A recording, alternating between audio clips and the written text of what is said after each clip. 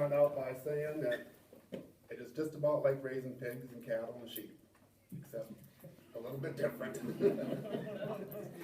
When you first start out with, the first thing you want to do is you want to find somebody that has the purebred breed. You do not want to go to Murray, Big Murray, or any hatchery like that and get your chickens because... What about Campbell's Supply? No. No TSC, nothing like that. And there's more around than what you would think there would be. Because most people would say, you show chickens, and yes, I do show chickens and stuff. And like Christy said, I travel all over. I've been to Indiana with them, Missouri, Ohio. So it's a lot of fun. So I bought a few little examples of some of the chickens that I have. Some of them are getting ready to go to a show this spring yet. And this would be one of them. It would be a bantam white cochin. He's pretty much as full as he's going to get. Some of the things that the judge would be looking for is you want a balance in your chicken. So you want the back and the chest to kind of balance out a little bit. Yep. The wings are real important on this here type of a breed. He's going to open them up and look to see if there's any feathers are missing out of there. And that'd be one deal. It's like when he's judging this bird and you have a bird and the next person next to you has a bird and they're identical, and there's nothing between them, that could be what's going to separate the winner from the second place. It's just one feather. So like he's a white one, so he cannot have any off-colored in him. But when I go to breed them, I want one with a silver gene in it. So it'll be a little bit different off-white. And then it has to bring the white through on the offspring. So how do you clean a chicken? How do you give them a bath and get it we're going to get to that. Okay, all Yep. right. I was thinking they get dirty feet. Yep. The next one I have is hard rock bantam. And then when you're looking for something like this here, first thing the judge is going to do is open up the wings. He's going to look at the comb. They want so many points on the comb, which will be 5 points. And the other thing he'll look for is a pure black feather on here. He's not going to get you disqualified or anything, but he's got so many points on his piece of paper, and it'll take a point off for having black feathers in there. So it's something that you want to, nobody's going to miss that one feather. Except for the chicken. Yep. Yep. The other thing that he'll be looking for would be yellow feet. She's got whiter ones now. That's because she's laying. It has something to do with the, the making of the egg and the color of the skin.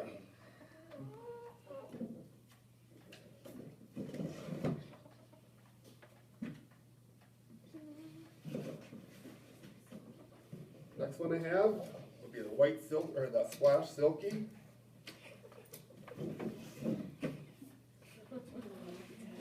They're a little bit harder to raise. They're real harder to keep in condition. The main thing is you got their beard. You want to keep that intact. You want this as big and fluffy as you can get it. And they have feathers on their feet. The more feathers in all those areas, the better off you are. And again, he's going to be looking for the balance between the tail and the chest. These are probably about the most expensive birds that I raise. What's something like that worth? What do they cost? If I was to sell him, I'd want at least $100 for him. So chances of me selling it here, it's very slim. It's going to go to a different state. Probably Ohio's a big silky place. Indiana, Illinois. So they paid me $100 for that, but they don't even have it yet. They're still going to pay another $60, $65 to have it shipped to them. And that's even without the boxes, which is another $10 or $15. So How do you ship a chicken? they have special shipping boxes for them. They've got little vents on them, and it's got a handle on it, and it goes right to your post office. Wow. I've never received a chicken in the mail before. If you ever do, you spend a lot of money. You might not want to tell your spouse how much you spend on it. If my wife ever finds out how much I spend on some of this stuff. We have separate accounts on it. Yep, that's from the first time I started, and I found out how much it was going to cost me. We got separate accounts right off the bat. Yeah, just to be safe. Yep. So that's just kind of the start of it, you know, just kind of pick your breed. Some of these are more for younger kids, which would be the Cochin and the Silky. Some of them are more of a girl's bird, some of them are a little bit more of a boy's bird. You know, the Barred Rock here, that's going to be your kind of a boy's starter bird. Cochins are kind of more of a girl, a beginner bird, because they're just kind of quiet, and or she's a little more flightier. If you were gonna get into chickens, do you have to have more than one? Do you have to have like 5 or so, just to keep You them wouldn't want to, don't have to really go over 5, Okay, but you would want a couple of them. And then as they're growing, you kind of want to keep the boys and the girls separate, okay. just because they get to play a little too rough. So you want to have them apart.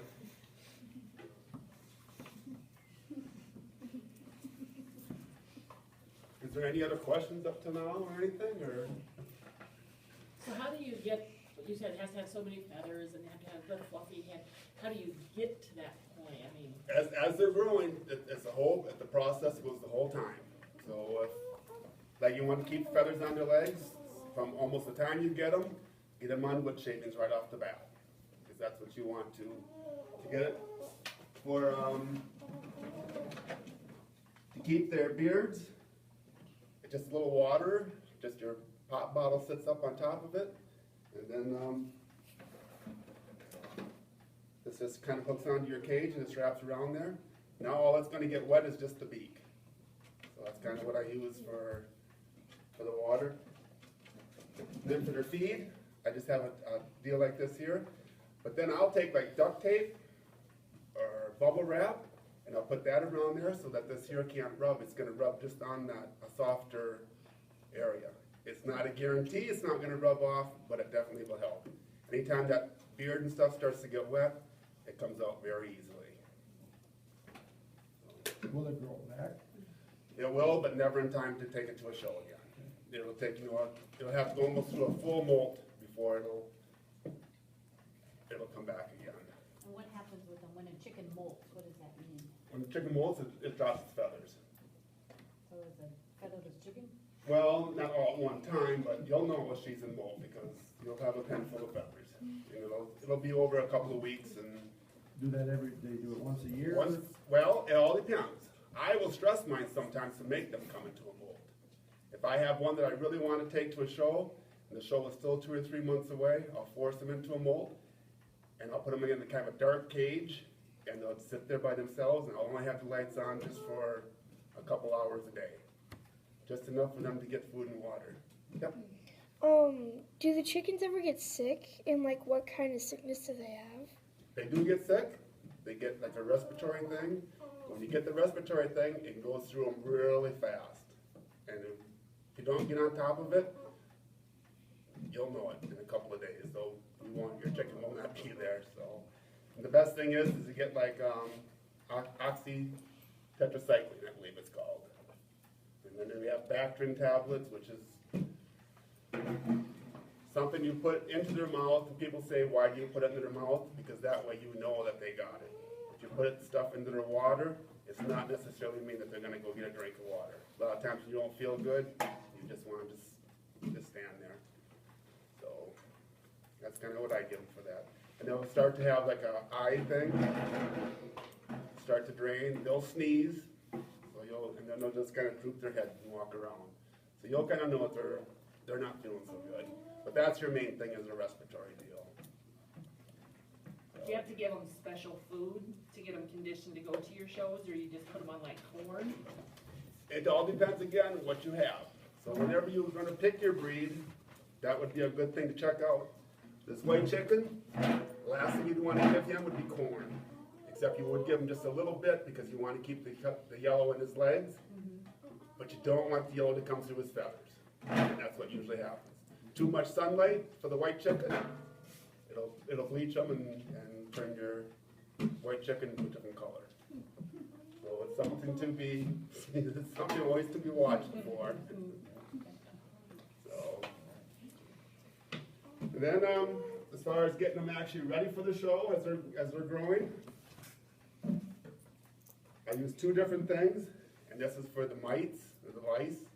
Your chickens will get it, and itch all over and when your chickens get it and you're handling them. So I try to put this on probably about every 2 to 3 weeks. Either one of them. This was a little bit more just because of the trigger. Up underneath each wing and on the back end. Just give it little spurts or a little powder. And that will take care of it pretty much. That and then a bath. I would give them a bath about 6 weeks out from the show, and then I would give them another bath, like the fair is on Monday. I think they check in Sunday night. Sunday night and Monday morning. Yep, so I would give them a bath on Friday before the fair. And all I do is take a 5-gallon pail, and I use Dawn dishwashing liquid. It seems to work out pretty good for me. Some people go all the way and get conditioner and stuff with them, but if you're gonna show a lot of birds, it doesn't really pay. You just, get them cleaned up and make them look good. Take a little scrub brush.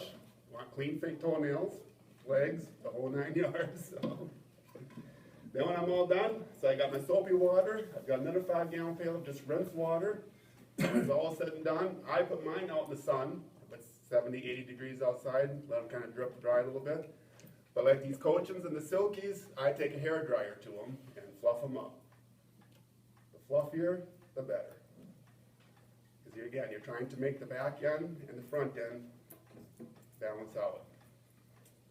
And the blow dryer seems to do that pretty good. So. You don't mind the blow dryer, the noise or anything? I didn't say that. You have to be careful because you know what happens when you sit in the hair dryer in one spot. You get hot. You'll know it. Yep, yep. No, but it's not their favorite time to get a bath or to be hair dryer. So. Do you have to fluff them again then before you show them, or does I the do. fluff stay there? Yep, yep. I have a. Spot wash them? Yep. Take a little handy wipe deal and then kind of wipe off the back end a little bit. Try to do it as early as you can because again you want it to kind of dry off a little bit and stuff like that. For their comb, put a little baby oil on there, a little Vaseline, mineral oil you can put on there, and all that does just makes that thing shine and your bird just, what the first thing the judge is going to see is that bright red comb. I'll take a little bit on my black ones, I like the big black orchalorps, and any extra I'll just kind of rub in my hand and just kind of streak it down them. The black orchalorp's got a little green sheen to it, and it'll just make them shine. Even down the legs a little bit, a little extra on the hands, just go down your legs real quick. You don't want to make a greasy look to it, but just enough to, get the judge's attention. And then when you're trying to get the judge's attention, a lot of kids will, your bird is sitting out up on the table up there, they don't want their bird to get away, they'll take their hand and they'll squish it down. That is the last thing you want to do because now you can't see nothing. Take your chances. There's a lot of people there, they're going to catch your bird if it gets away. But make him stand up and make him look the way he's supposed to look, just like that there. And that's all it took was just a little bit of Fluffing. Yep. Yep, so So the more you work with them, the more they're gonna stand like right, that, yep. basically. You can So tell it's the just kids that repetitive work with and- them a little bit too, yep. You don't have to spend a lot of time out there with them or anything, just so they're used to people and even at the fair, you'll see the birds in the cages, people are walking by, they'll be hitting their head in there and stuff like that, where if you have them in a little cage at home, walk by all the time, stop, feed them, give them little treats. They got the little mealworms, Gaines burger for dogs. They'll just love that. Bread, they'll absolutely love it. Just walk by and just give them a little snack. Yep. Yep, they'll like it. I gave a seminar at one time, and the one guy, he wants to do the older birds versus buying the chicks every year. But it doesn't really make a whole lot of difference because you have to have your barn has to be warm. Your older birds, you do not want the combs to freeze. So if you're heating the barn, you just heat it for chicks and start out with younger birds. I think it's way easier to get a younger bird. I go to the spring shows now, so that's why I take my older birds. I don't have enough room, time to do the young ones throughout the fall and winter. Yeah. It doesn't matter if you have a fat chicken or a skinny chicken. Does it just matter if it's fluffy or not? Well, you're gonna, when it's really fluffy and everything, it's probably gonna have a little heat on him. That's kind of, yep, that's what you want. You want the, yep, so when you pick something up, it's there. Can you tell the kids, explain to them what like a layer chicken is versus like a show chicken, what the difference is, or a meat chicken? Like Well- we have our meat goats and stuff, that people raise goats just for the production of meat. How do they do that with chickens? Like your dual layer?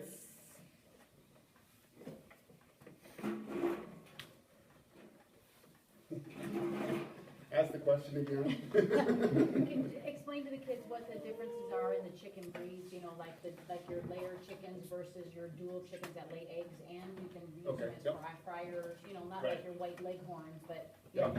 you don't show them very often. Yep. Like your Jersey giants, those big chickens, what, you know, other than showing, what is the purpose of that kind of a chicken? Yep, so that's again too, when you're going to pick your breed, this is another kind of a thing to kind of look for.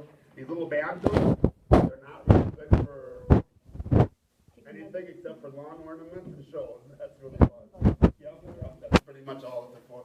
If you get to the standards and you want like lots of eggs, they have show leghorns, Rhode Island Reds, black Orstelorps. That's what I would suggest that you would want to show. A lot of it depends on how you get these chickens. I sell some of my little chicks, but a lot of them, I'll let you come and get them, pick out your breed, you come and get them, you take them home, you raise them, you take them to the fair. When you're done with them, then you just bring them back. It kind of helps me out a little bit, and it kind of helps the 4-H kids out a little bit, because they don't really have to buy them. They don't have to have a thing to do with them afterwards. They just bring them back and you're done with them. So it kind of works out, but yeah, some people don't like to do it because they can't give them up. So, they got kind of attached to them. So. And that's probably more on the silkies. And some of the breeds, like I said, I will sell, and some of them I won't. And the silkies is one of them that's. I'm not saying I never sell one, but it's pretty hard to get one out of me. So that one and my black Orstelorps. So, and then, like you said, you got the meat birds, like the Orstelorps. That would be one to butcher. If that's what you want to do with them when they're over with. And then the girls, they're excellent egg layers for the year. So, and that kind of comes back to your point too, and how many to get. It depends on what all you want to do with them as they're going to. But if you keep with a smaller number, you're probably going to show everything you have. It ups your chances of winning. Where I have to go out there, and like Christy said, it's an opinion. It's not a stated fact. I did not go to school for any of this, so I can do 4-H judging, but that's as far as up as I can go. I cannot go like to these big shows when I go to Ohio and judge and stuff, because they have schooling and you have to take tests and stuff for them. So like when we do it, it's just our opinion. We kind of know what the judges are looking for. I know what the balance is. So for me to do the Cochins and the Silkies is one of the easiest things to do. Yes?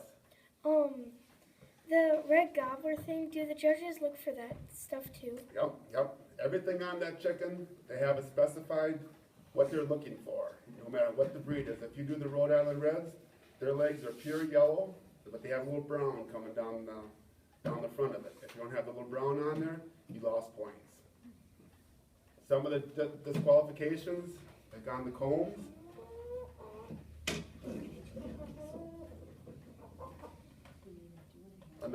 if they have a little spike coming out the side of it, they will disqualify you.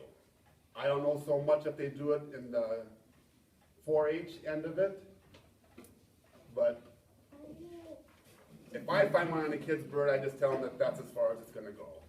This year. I usually don't give out whites, I usually don't give out reds, but maybe I'm too generous too, I don't know. So. Yes, sir. Why is that so important? Is that the only spike coming up when you get disqualified? Well, it's more of, I guess it's just something that they don't want passing through the genes. If they want, it should be stopped there, and that's it. Are these chickens laying? Eggs? No. The barred rocks, she is. But the two boys, they aren't. Oh. I just had to tell you that.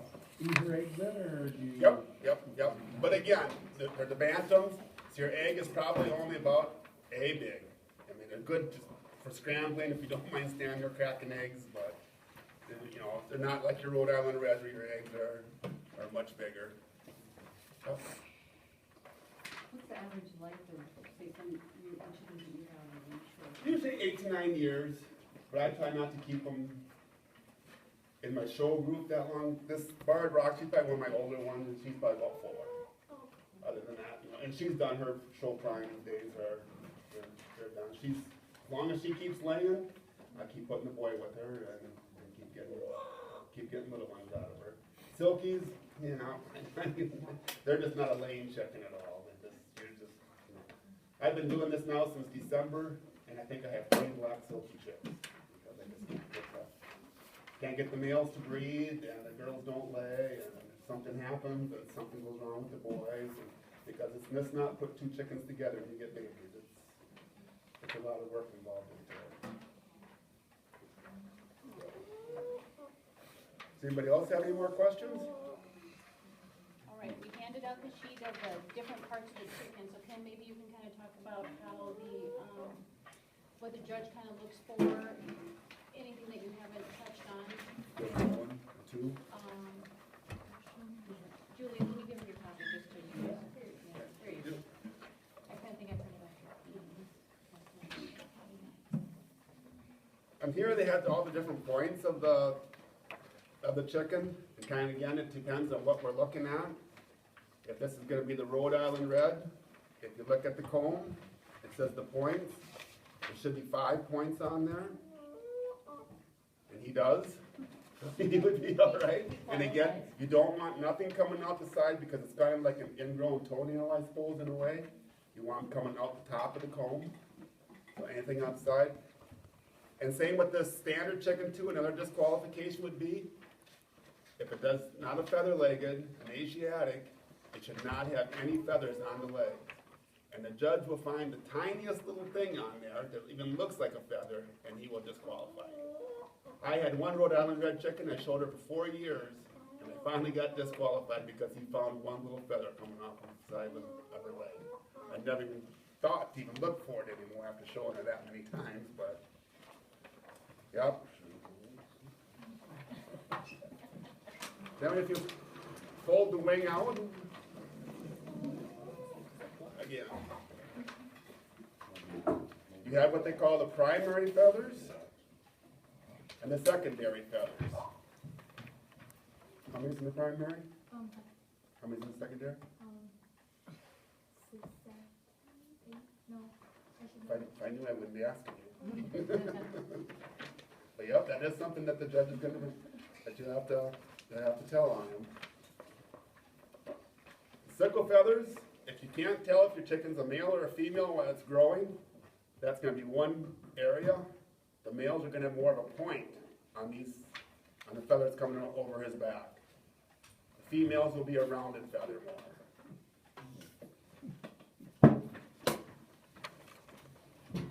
Tail, saddle feathers, fluff of the shanks, the spurs.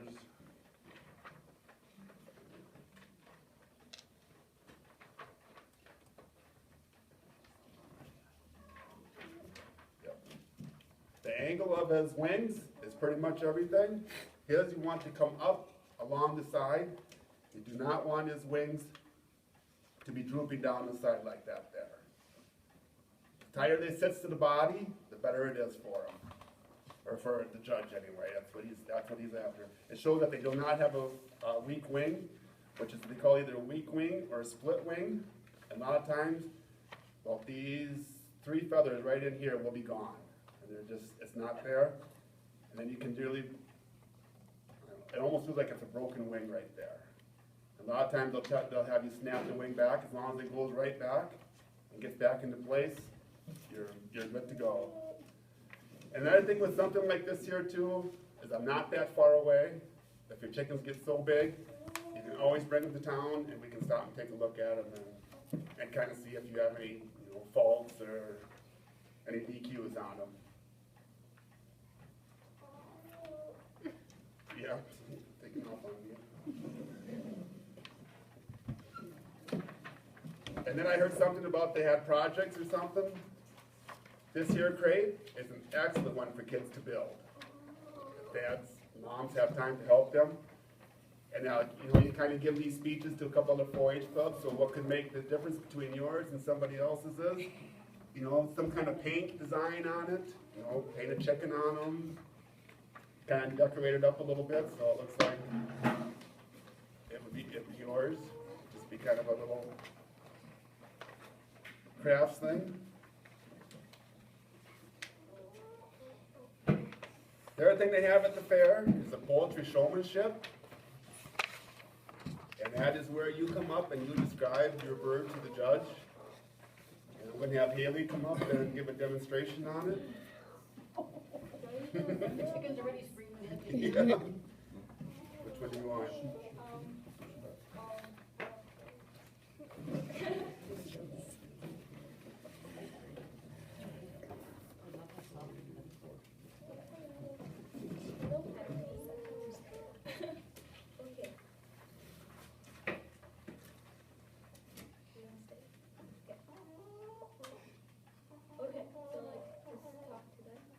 Alright, so when you go up, you're going to say your name, how many years you've been in the project, and you're going to shake the judge's hand. And then you can start off with saying your bird's name if it has a name. And then you can tell them what the breed is. And then you'll start naming all the points. And you go from the beak to the tail. And when you're done with the top, you flip it over and do it upside down. So I start off and I'd say, this is my silky. And then I start off by showing the judge that here's its beak, it is nice and clean, there's nothing stuck in it. And then I would name the type of comb, the strawberry comb, right? On a silky. Walnut, yeah. Well, Yep. and so I say it's walnut comb, there's nothing wrong with it, it's all in one piece and everything. And then, you turn it and you'd show the eyes. How to find them. We can find them. Okay. His eyes are like, it's underneath there somewhere. And you show how they're clear and there's nothing in them. And then you show the earlobe and show that there's nothing wrong with it. It's okay. Hey, don't be mean. And then after that, you'd start with the feathers. And you'd say, here's its half the feathers. There's nothing missing with them, they're wrong. And then you go to, you'd show them the breast, so this is the breast on the chicken, it's nice and full. And then you'd pull out the wings, and you'd show all the wings, you'd say, here are my primary feathers, there's nothing wrong with them, they're all intact. Here's the secondary flight feathers, once again, nothing wrong, they're okay.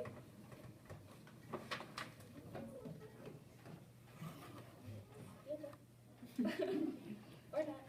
And then you'd move down further. So here's the half-face. They're all good. This is the saddle. They're all good. Here's its main tail. It's nice and full. The chicken's nice and balanced out.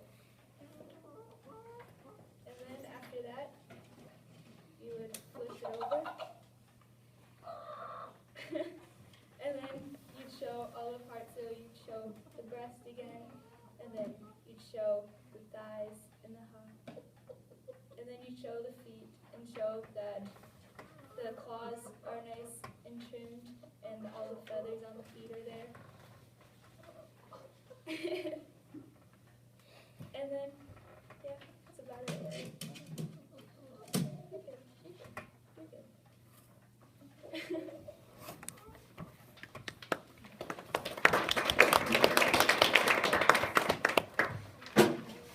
Hey, you said that was the earlobes?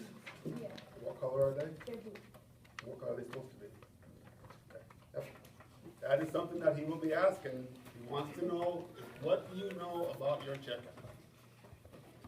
Like you said, the first thing you want to tell him is what breed it is and all the difference. And then when you're naming everything, if there is something wrong with it, I would just assume that the kids would tell me. If he had white earlobes, I would just assume that, this is one thing that I don't like about my bird, is he has a white earlobe, and it's actually supposed to be blue. Not all chickens are gonna have blue earlobes, so it's kind of something, whatever breed that you decide to pick out, it's all, this is really a good thing to have.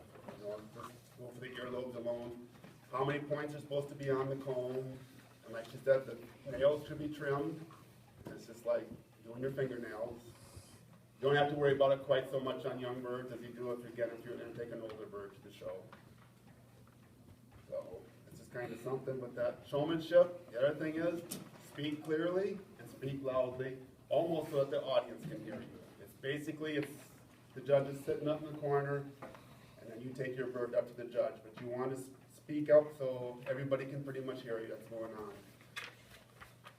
And eye contact. And eye contact is a big thing too, yep. Don't stare at your bird. Right, yep, you're talking to the judge, you should be able to talk to the judge and still move your bird around and move all the points to it. Again, it comes down to handling it and being around him. And that's, you know, when she was up here, you know, people have to get these shear chickens to move or, you know, to get them to stand and stuff. That's why I recommend that beginners take something like this here. They're a little harder to find, and like I say, they're a little more expensive and stuff, but and a lot of this stuff though, you know, I didn't come here to do this to sell my birds or anything, but if there's a breed that somebody wants or something, I'd probably have contact someplace and we'd be able to get it for you. Any year but this year, because we're so late into the year already. I mean, I can still get some here and there, but a lot of them are gonna be, you know, getting too young and everything, so. But this would be an excellent thing to take home to read, if you're going to do something like this, and just kind of follow along, you know, actually what the judge is looking for, but eye contact and the voice is about the main thing that he's after. So, does anybody else have any other questions? Yeah, how long does it, if you get it checked, how long does it take to get to be big enough to show, like how many months or days? That's another thing too, it all depends on the breed. I mean, some of them, the black Orschelorps, when you get them, you just about watch them grow. Yeah, and the next one, your Rhode Island Red, you think, oh, I don't think you're ever gonna get there. Right. And the boys are harder to get there, because you want that big full tail, and that takes a long time. So what I've started to do with my birds now is I built 4x4 cages about. Gives them a little bit of room. I take them out for exercise. I know it sounds kinda dumb, but yeah, you want a little muscle tone there. You want the strong wings. Every little bit helps. I'll take them and I'll drop them so they do flap their wings and stuff. That would make some treadmills on it. Right, there you go, yeah. Yeah. Yeah, but the tails and the males, you know, like I said, the Orschelorps, they grow fast, the tails come in pretty good, but Barred Rocks and Rhode Island Reds, and standard Cochins, they're very slow. So I try to hatch those out. I think it's January 1st you have to have your bird hatched by, for those breeds. And even the Silkies, you know, to get that full tail and full chest, you want to, when I first started, the lady at the Turner Fair said that my bird was not mature enough. She said give it another month or two, and it was hatched about the 1st of March. So you kind of want to get them in January and February is when you want to get them, especially your standards. You want them January 1st. Now, Ken, what's the main difference between like a bantam bird and like a regular sized bird? The bantam, this is it. This is as big as they're going to get. Your standard chicken, you know, I kind of recommend that for somebody 12, 14 years old probably, a little bit, because they're a little harder to handle. But they're going to be, you know, your standard chicken, they're quite a bit bigger. And not that girls can't take them or anything, but you know, it's more of a boys thing compared to, you know, like the Cochins and stuff. So it kind of depends on the age, I guess, more than anything, and what you want to take the show. These different chickens you got there, do you ever try crossbreeding them? No, because you would get disqualified, you wouldn't have nothing. You know, as far as into the chicken showing thing, you wouldn't have nothing. So, I guess I shouldn't say that either, because I guess there is some to get, like a sizzle, it's a silky cross with, I think, a Cochin or something, but, and if you want to get different colors and stuff, I guess people do it, but then you can't show it, but you keep bringing it back again. If I wanted to get this into black, you know, I could go with the blue and the blue and the blue, and I would eventually get black. But then I don't want to sell those birds off because they can come back in blue or black. When you start to get down to that breeding thing, it's quite a bit. I don't know. Even to get these splashes and stuff, I breed my splash males to my blue hens and my blue males to my splash hens. Then I get a 50-50 chance of getting splasher blues. Then if you're dealing with the blacks in there too yet, then your blues are going to get too dark. So when you go to pick your color even, I would not suggest to do the blues because it's so hard to get you want 3 blues coming through. So it gets to be kind of different. Ken, when you incubate eggs, how long does it take them to hatch, and how do you incubate eggs? It takes 21 days and everything goes to the incubator. A lot of people, you know, use setting hens and stuff. I will use a setting hen, you know, when I get towards the end.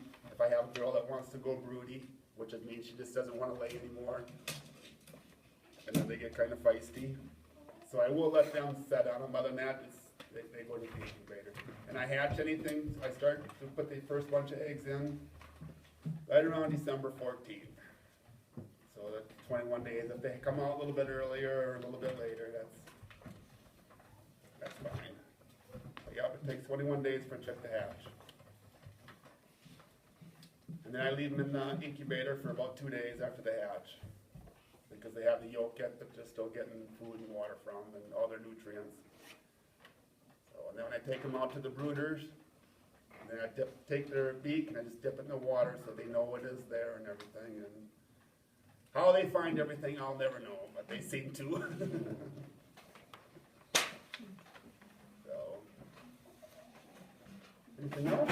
Think I should cover, or anybody got any questions or anything? You got any more questions? Anybody want to grab? I guess, maybe explain to them why you couldn't just go to the store and get a dozen eggs and then take them eggs and put them in an incubator to get chicks. Okay. You know? Well, for one thing, the eggs probably, if you went to the store to get them, they've been sitting in there too long. Yeah. And then some people do put them in the refrigerator to store them. Like I set my incubator about every 2 weeks. Okay. But I have a table downstairs and I put them in an egg carton and then I'll tip them. So in the morning, I know that those eggs should be facing north, and when I go to bed at night, they should be facing south. And that's just to tip them, and that's just so the little embryo doesn't get stuck to the side of the egg. If I was only gonna do it for like a week, I'd just leave them alone and that's it. I tried to go every 2 weeks, just put a little spread in between, so I don't have so many little chicks, because it takes a lot of space and a lot of heat lamps. I got a pretty big electric bill going. Yeah, because I have an incubator going, and then when they hit what they call lockdown, the last 3 days, you don't have to do nothing with them. So I'll take them out of the incubator, and then they go to the hatcher. And then I try not to open the door. But with everything, you hear the little babies in there, you always have to look at them and see how everything's going. I try not to. You let your humidity out, and you have to keep that at a certain deal. And same with the heat. Everything's got to be at a certain degree. And the hatcher should be a little bit less, so that little babies don't stick to the shell and they can't get out. That's why Ken has to open up the door once in a while just to check on them. So, yes, sir. This seems like a silly question, but do you ever eat any of the chicken's eggs, or do you just use them for breeding? Like use them for At certain times of the year, everything goes to the incubator.